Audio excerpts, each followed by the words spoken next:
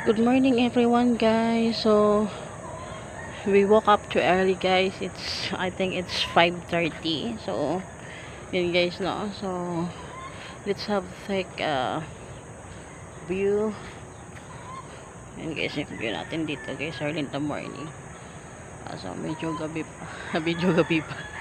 So medyo madilim pa guys no yung langit. Ayan. So mga kambing natin dyan mga guys. Yung puno natin. Yan guys mga halaman natin mga guys. So madilim pa talaga siya. So naglalakad-lakad lang tayo dito. Ito yung mga herbal plants natin dito. Hindi pa makikita kasi medyo madilim pa talaga siya.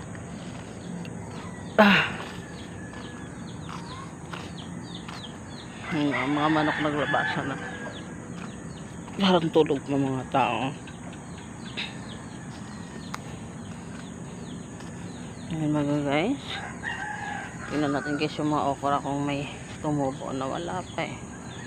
Wala pa kasi kaka-harvest lang. Ayun yung bulaklak natin. Yung bulaklak. So cute. Ayan guys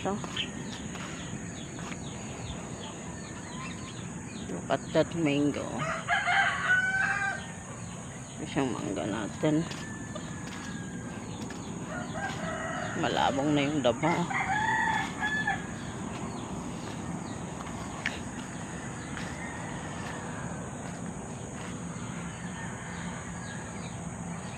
Guys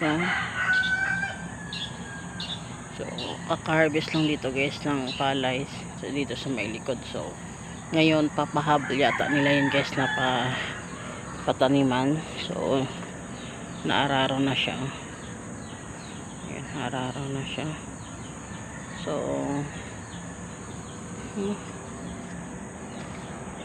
nakasindi pa ilaw natin dito guys kasi gabi pa talaga siya. Umaga pa. Siguro magpa 5:40 mga 10 minutes kasi nagising ako mga 5 o'clock eh. Tapos lumabas ako mga malak ko mga sisiw niya. Lumabas ako is 5:30 so, mga nasa 5:40 pa ngayon.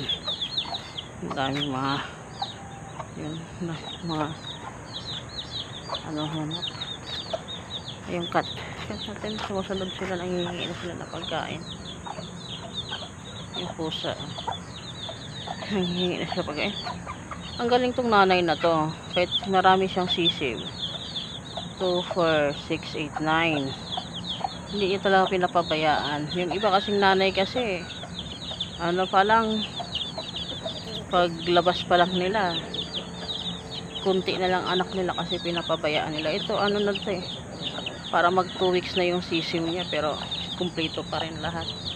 Yan yung maganda guys na papadamihin yung mga ganitong kasing mga manok yung inahin na marunong silang magdala ng ng anak nila. So yan guys. So lakad-lakad tayo dito guys no. Hindi na ako makatulog balik eh. So mamaya guys magtatanim tayo ng pinya. Yan si 5 at saka anak niya 5 girl at Toy anak niya. Kasi si 5 nangagat ka kasi kaya tuloy nakakulong ka na. Yun guys yung aso na nakakagat kasi mabait naman yung aso na yung mga anak kasi siya aggressive pala siya. Kaya sa mga mahilig sa aso guys pag once na mga anak pala yung aso nyo hanggat maaari wag nung lalapitan or kakargahin yung anak niya kasi talagang nangagat talaga sila. Dito guys malapit na rin itong harvest guys yung palay natin dito. Ayan parang papahinog na. So harvest na din yan soon. So pala yan guys black rice. Medyo malamig. Giniginaw ako. Ayan guys niyog natin. It's early in the morning.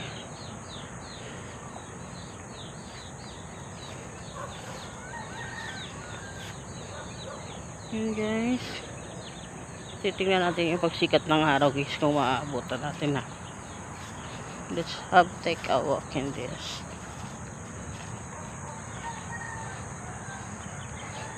So far hindi naman siya umulan kagabi. So maganda yung kagabi guys, no. Yung panahon kahapon hindi siya umulan. Dito. Ayan guys. Here's the view.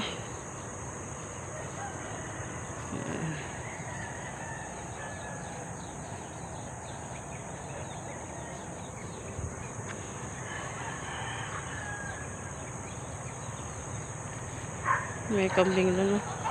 May mga aso dun sa unahan. Ayun, hinabol yung mga aso namin. Paano? Gumagala sila. Shht. Uno! Uno! Dun sa dulo. Inahabol sila ng mga aso. Tingnan natin dito guys. Ito si Uno. Yung aga-aga. Guys, naka sandal tayo. Kasi ayan guys,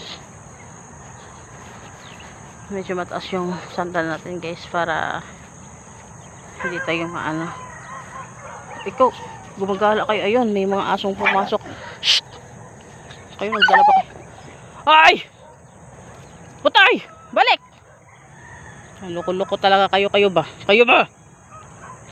Naku, mga anak na naman kayo mga lalaki. Sinugod sila guys ng mga asong lalaki dito. Takot na ako sa aso. Butay! Pasok! Kaloko-loko kayo ah. Butay! Shh! Kayo ba? Kayo ba? Kayo ba?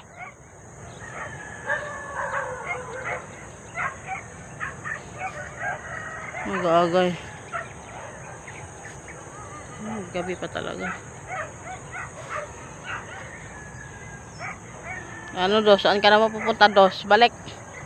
Balik, balik.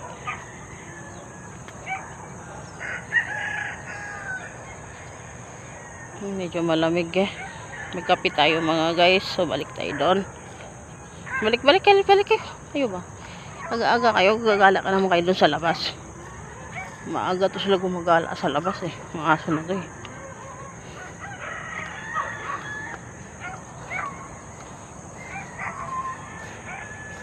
Sige, yung mga kangkong natin ang dami pati dito sa